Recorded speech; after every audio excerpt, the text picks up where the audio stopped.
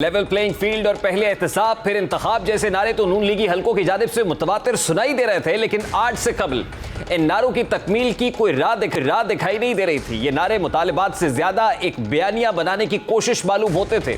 हुकूमत ने practice and procedure bill के जरिए एक बार फिर से कार्रवाई डालने की कोशिश भी की, जिसमें वकला और अदालती निज़ाम में मौजूद खामियों के साथ 184(3) में जो अपील का हक देकर अपना फायदा निकालने की कोशिश की गई, लेकिन सुप्रीम कोर्ट की जानिब से इस कानून को मुअत्तल करने की वजह से यह मंसूबा धरे का धरा रह गया।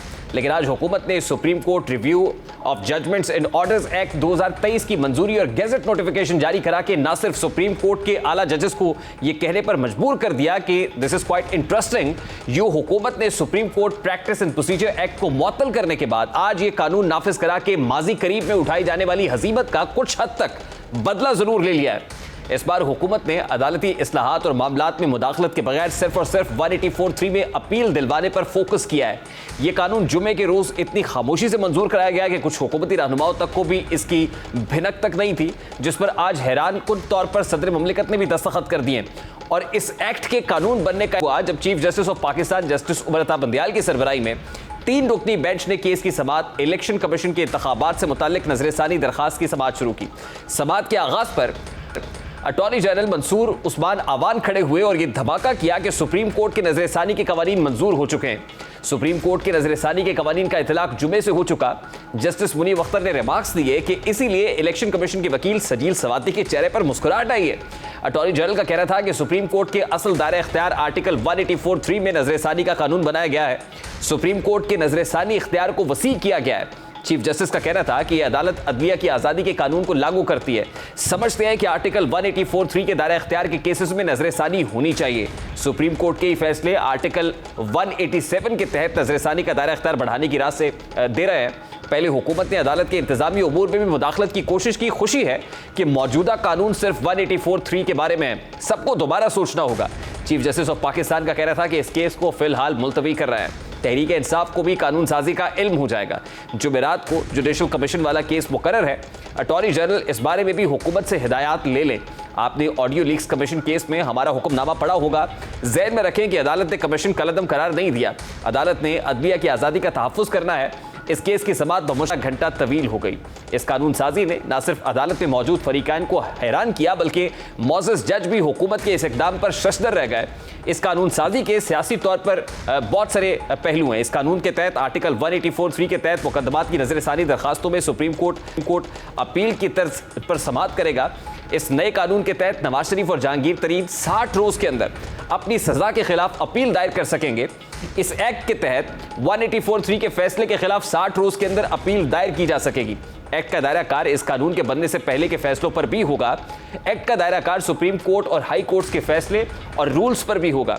एक्ट नाफिज होने के बाद नवाज शरीफ और जहांगीर तरीन भी एक्ट से फायदा उठा सकेंगे। इस एक्ट के तहत नजरसानी दरखास्त की समाअत लार्जर बेंच करेगा। लार्जर बेंच में जजेस की तादाद मरकजी केस का फैसला सुनाने वाले जजेस से ज्यादा होगी।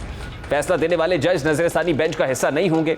इस नए एक्ट के तहत सुप्रीम कोर्ट अज खुद नोटिस केस फैसलों पर भी अपील दायर की जा सकेगी और नजरसानी अपील में फरीक को अपनी मर्जी का वकील करने का हक हासिल होगा। सुप्रीम कोर्ट फैसलों पर नजरसानी और अहकामात एक्ट 2023 में 184(3) के फैसलों पर भी होगा। इस कानून साजी से एक बात तो वाज़ेह हो गई है कि मरियम नवाज समेत पूरी मुस्लिम लीग नून पहले एहतसाब और फिर इंतखाब लेवल प्लेइंग फील्ड जैसे नारे किसी खास मकसद के तहत ही लगाती थी। इसी तरह से देर से ही सही, लेकिन अब ये उम्मीद रोशन हो चुकी है कि नवाज शरीफ की वतन वापसी जल्द मुतवक्के है, जिसके बाद उनकी कौमी सियासत में बराह रास्त वापसी भी इलेक्शन से कबल ही होगी। गुज़श्ता 1 बरस के दौरान कोई भी ऐसा जलसा नहीं होगा जिसमें मरियम नवाज शरीफ को वापस लाने और लेवल प्लेइंग फील्ड का नारा ना लगे। और आज महसूस होता है कि उनका ये नारा सच साबित हो चुका है। मरियम नवाज इस हवाले से क्या कुछ कहती रही है, जरा उसकी एक झलक आपके सामने रखता है। नवाज शरीफ को होने वाली गलत सजाएं खत्म होंगी। पैनामा बेंच ने जो इल्काबात से नवाज शरीफ को नवाजा, तो पहले वो इल्काबात वापस लेना पड़ेंगे, फिर इलेक्शन होगा। ये इलेक्शन मुहिम इस नारे पर चलानी पड़े कि इलेक्शन कराओ, जरूर कराओ, मगर पहले तराजू के दोनों पलड़े एक जैसे करो, बराबर करो।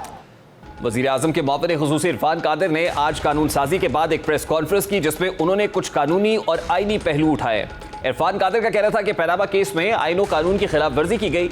आइन में ताहयात नाअहली का जिक्र नहीं, लेकिन नवाज शरीफ को ताहयात नाअहल किया गया। हमें आइन को फौकियत देनी है। दुनिया में जहाँ भी जमहूरियत है वहाँ पर इदारे अपने दायरे में रहते हुए काम करते हैं। दूसरी जानिब ऐसा तासुर भी दिया जा रहा है कि आम इंतखाबात तभी होंगे जब नवाज शरीफ मुल्क वापस आ चुके होंगे और उनकी नाअहली खत्म की जा चुकी होगी। इसका तासुर हमें वफाकी वजीर राना तनवीर की बातों से भी मिलता है, जिनका कहना था कि नवाज शरीफ हर सूरत इलेक्शन से पहले पाकिस्तान आएंगे और इंतखाबी मुहिम को लीड करेंगे। इस तमाम तर सूरत हाल में एक बात तो वाज़ेह है कि जिस तेज़ी से PTI बिखर रही है, उसी तेज़ी से नवाज शरीफ के खिलाफ उठाए गए इक़दामात में उन्हें रिलीफ फराम करने का भी आगाज़ हो चुका है। लाहौर हाई कोर्ट में इस हवाले से एक दरख्वास्त भी दायर हुई है, जिसमें नवाज शरीफ को पार्टी सदारत से हटाने के फैसले को चैलेंज किया गया है। बात की जाए PTI की तो ये पाकिस्तान की तारीख में पहली जमात बनने जा रही है जिसका शराजा इस कदर तेज़ी से बिखर रहा है कि खुद चेयरमैन PTI इमरान खान के साथ हुकूमती जमातें भी परेशान हैं। जहां इमरान खान को यह समझ नहीं आ रही कि अब वो उम्मीदवार ना होने पर इंतखाबी टिकट किसको जारी करें, इसी तरह हुकूमती जमातों के लिए भी ये परेशानी है कि किसको एडजस्ट करें और किसको इग्नोर करें। इस दौरान कुछ नई जमातें और धड़ों की भी बाज़गश सुनाई दे रही है। जहांगीर तरीन इस हवाले से बहुत मुतहर्रिक हैं, जो गुज़श्ता चंद रोज़ से PTI से अलहदा होने वाले रहनुमाओं से राब्ते कर रहे थे, लेकिन आज से उन्होंने बाकायदा मेल मुलाकातों का सिलसिला भी शुरू कर दिया है। ज़राए दावा कर रहे हैं कि इस वक्त कमो बेश 100 के करीब ऐसे अरकान हैं जिनसे जहांगीर तरीन राब्ते में है और जल्द ही वो उनके साथ एक प्रेस कॉन्फ्रेंस भी करने जा रहे हैं।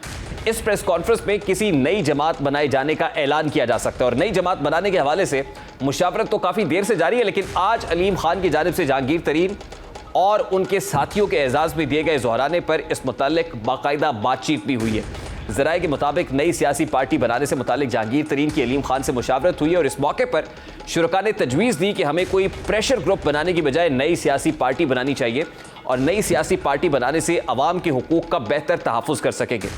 ज़राए का कहना है कि वज़ीर आज़म शहबाज शरीफ के सियासी मुशीर ओन चौधरी ने भी नई जमात बनाने पर इसरार किया है और जहांगीर तरीन खान जो प्रैक्टिकली एक्टिव दिखाई दे रहे हैं, ये जो 184(3) की जुरिस्डिक्शन के तहत राइट टू अपील है, उसमें बहुत बड़ा फ़ायदा जहांगीर तरीन को भी हो सकता है, क्योंकि जहांगीर तरीन भी लाइफ टाइम डिस्क्वालिफिकेशन की सज़ा भुगत रहे हैं। अगर उनकी तरफ से भी ये जो जजमेंट्स को और फिर रिव्यूज़ करने का मामला है, अगर इस पर कोई पटिशन जाती है कोर्ट में, तो ऑब्वियसली रिलीफ का रास्ता तो उनके लिए भी खुला हुआ है। अब देखना यह है कि वाकई क्या प्रोस्पेक्टिव इसका इफेक्ट है या रेट्रोस्पेक्टिव भी होगा, यानी जो माजी के तमाम तर केसेस हैं उनमें भी जो लोग जैसे नवाज शरीफ की मिसाल दी जाती है वो वाकई इसके लिए अहल होंगे या फिर प्रोस्पेक्टिव इशू होगा।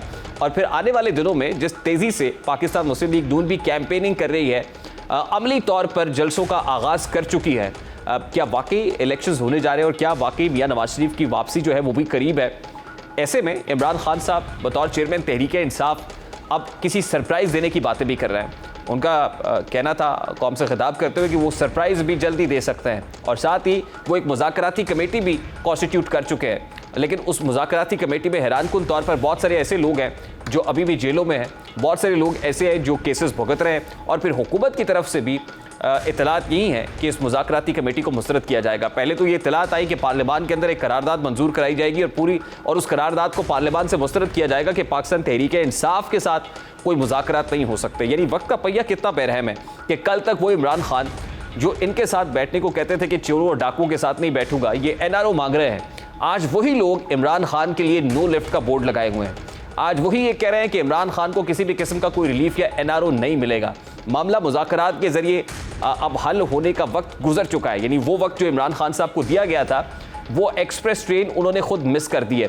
आज भी सुप्रीम कोर्ट ऑफ पाकिस्तान में एक बार फिर चीफ जस्टिस ने अटॉर्नी जनरल से कहा कि बैठे पॉलिटिकल स्टेक होल्डर्स मुज़ाकरात के ज़रिए से मामलात को हल करने की कोशिश करें।